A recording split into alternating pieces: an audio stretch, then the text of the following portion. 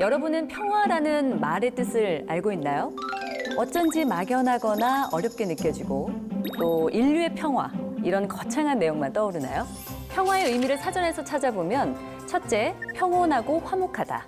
두 번째로 전쟁이나 분쟁 또는 일체의 갈등 없이 평온한 상태를 말합니다. 사실 우리는 일상생활에서 여러 가지의 의미로 평화라는 말을 사용하고 있습니다. 나를 괴롭히는 생각이나 불안이 심할 때 제발 마음의 평화가 왔으면 좋겠다라고 말하기도 하고요. 또 친구들과 싸웠을 때는 빨리 이 시간이 지나고 화해를 해서 좀 평화롭게 지내고 싶다 이런 생각도 하잖아요. 더 크게 보면 다른 나라와 갈등이 깊어져서 나라 간의 싸움이 나게 되면 우리의 생존에 위협을 느낄 수밖에 없기 때문에 국가 간의 평화는 더욱 간절히 원할 수밖에 없습니다. 지금도 세계 곳곳에서는 다양한 이유로 갈등과 분쟁이 끊이지 않고 있는데요. 우리는 뉴스를 통해서 전쟁이나 테러로 많은 사람들이 다치거나 죽는 사건을 자주 목격하게 되죠. 다른 나라의 일이라고 생각되는 이 전쟁. 사실 우리나라도 수많은 전쟁을 겪었습니다. 70년 전에도 6.25 전쟁이 있었죠. 전쟁은 많은 것을 앗아갑니다. 아름다운 삶을 해치고 또 수많은 사람들에게 씻을 수 없는 상처를 남깁니다. 폭격으로 건물이 무너지고 어린이들이 목숨을 잃거나 고아가 되기도 하죠. 먹을 것과 깨끗한 물이 부족해서 질병에 쉽게 걸리고 집을 잃어서 헤매거나 학교에 갈 수도 없게 됩니다. 때문에 전쟁 없는 평화로운 세상을 만드는 것이 얼마나 소중한지 여러분도 이미 잘 알고 있을 거라 생각해요. 이렇게 우리가 흔히 알고 있는 의미 외에도 다른 의미의 평화가 있다고 하는데요. 대표적인 평화학자 갈퉁에 의하면 평화는 소극적 평화와 적극적 평화로 나뉩니다. 소극적 평화는 전쟁, 테러, 범죄, 폭행 등 직접적이고 물리적 폭력이 없는 상태를 의미하는데요. 하지만 소극적 평화만으로 우리가 실현해야 할 평화의 의미를 전부 담을 수 없습니다. 그래서 평화의 의미를 더 넓게 규정할 필요가 있다는 반성으로 등장한 것이 바로 적극적 평화입니다. 아프리카 흑인 어린이는 일반적으로 흑인 전용 병원에서 태어나 흑인 거주 지역에서만 살아야 하며 만약 학교라도 다니고 싶다면 흑인 전용 학교에 다녀야만 한다. 그 흑인 아이는 커서도 흑인들만 다니는 직장에만 취직할 수 있고 흑인 전용 기차만 탈 수 있다.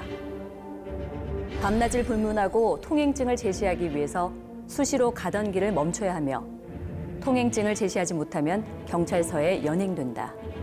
이 사례는 1990년대 초까지 시행되었던 남아프리카 공화국의 인종차별 정책 속에서 살아가던 흑인의 모습을 아주 극명하게 보여줍니다. 이렇게 차별과 억압이 존재하는 사회는 전쟁과 같은 위협이 없더라도 결코 평화로운 사회다 말할 수 없는 거죠. 적극적 평화란 직접적인 폭력은 물론이고 가난이나 배고픔, 각종 억압과 차별, 그리고 불평등 같이 한 사회의 구조나 문화, 제도에 의해 발생하는 간접적 폭력까지 모두 사라진 상태를 의미합니다.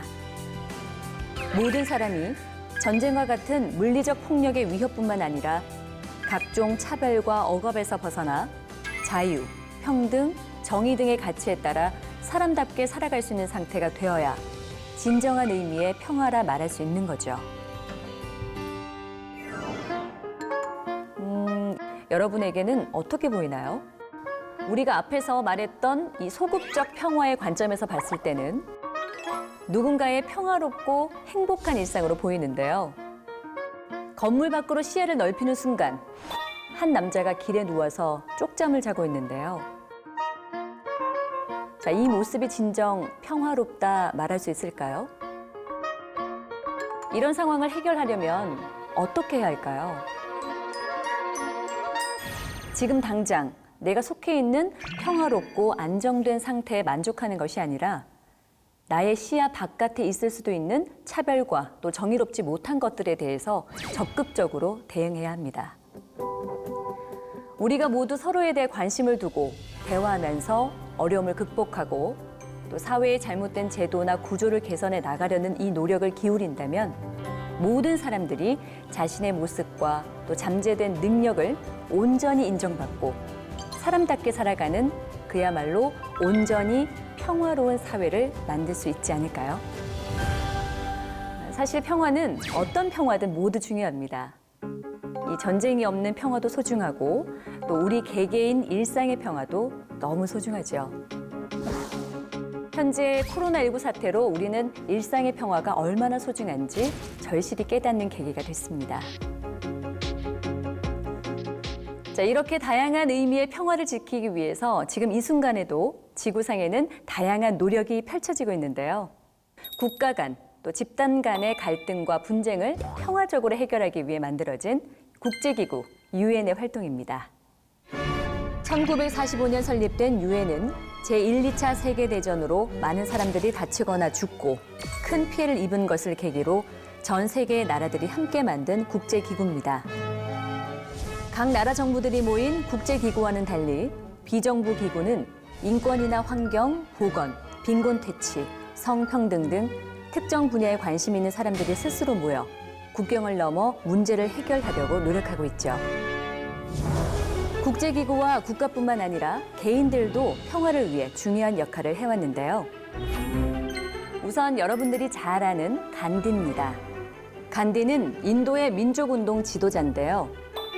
영국의 식민 지배하에 있던 인도인에 대한 인종차별과 억압에 대해 군대를 조직해 맞서지 않고 그들의 총과 칼에 비폭력적 방법으로 투쟁하며 인류 평화에 이바지한 분입니다.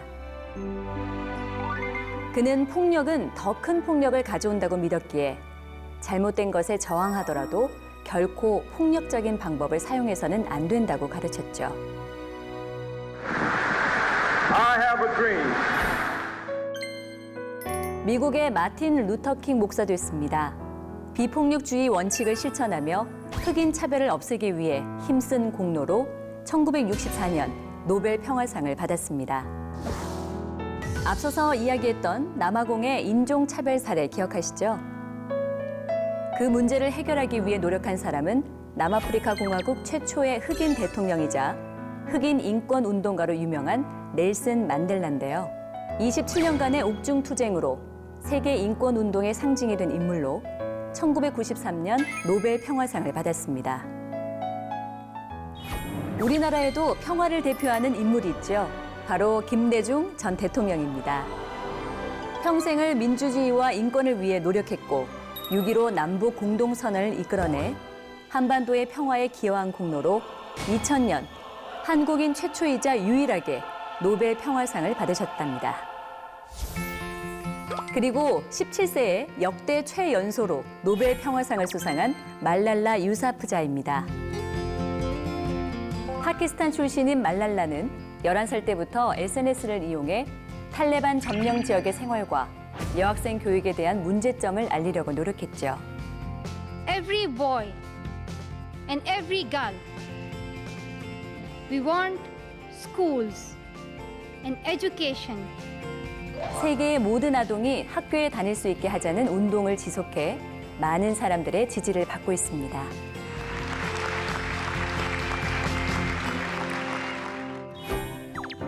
마지막으로 요즘 정말 핫한 인물이죠. 바로 그레타 툰베르입니다.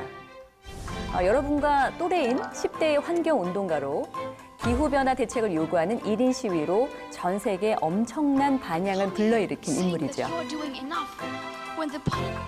환경이 파괴되면 우리의 생존과 지속 가능한 평화를 보장할 수 없기 때문에 이 환경운동가도 지구의 평화를 지킬 수 있는 인물이라고 할 수 있겠죠.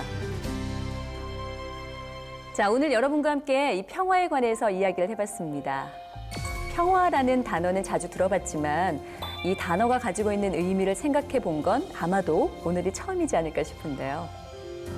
자, 그럼 우리는 이 평화를 위해서 무엇을 할 수 있을까요? 너무 어렵게 생각하지 말고 일상생활에서 찾아보는 건 어떨까요? 나와 생각이나 살아가는 모습이 다른 사람들에 대한 무관심과 편견을 버리고 서로 이해하려는 마음부터 가져보는 거죠. 그리고 나의 삶과 관련된 모든 문제를 대화와 타협을 통해서 평화적으로 해결하려고 노력하는 것도 정말 중요합니다. 마지막으로 다양한 평화의 의미를 쉽게 이해할 수 있는 동화책을 소개하고 마무리할까 합니다.